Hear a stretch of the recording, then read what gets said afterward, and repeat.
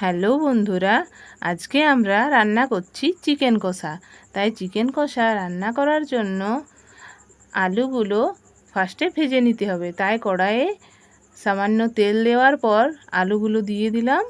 আলুগুলো দেওয়ার পর সামান্য হলুদ আর সামান্য লবণ দিয়ে দিলাম। লবণ দেওয়ার পর আলুগুলো লাল লাল করে ভেজে নিলাম। ভাজা হয়ে গেল। ভাজার পর সেটা তুলে নিলাম। ওই তেলেই আবার একটু তেল দিয়ে দিলাম গোটা জিরে ও শুকনো লঙ্কা। তারপরে দিয়ে দিলাম পেঁয়াজ কুচি।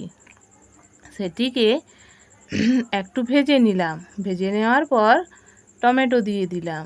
টমেটো দিয়ে পর মশলা দিয়ে দিলাম। মশলায় হচ্ছে আদা বাটা ও রসুন বাটা। সেটিকে একটুক্ষণের জন্য কষে নিলাম। কষতে কষতে তারপর দিয়ে দিলাম হলুদ কুটো, জিরে কুটো, ধনে কুটো। সেটাকে আবার একটুক্ষণের জন্য কষে নিলাম।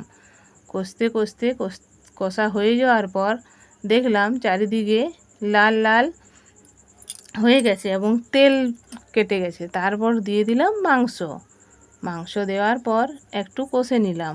কষার পর দিয়ে দিলাম আলুটা দিয়ে কতক্ষণ কষে নিলাম। তারপরে ঢাকা দিয়ে দিলাম। তারপর ঢাকা দেওয়ার পর এই যে আমাদের চিকেন কষা রেডি।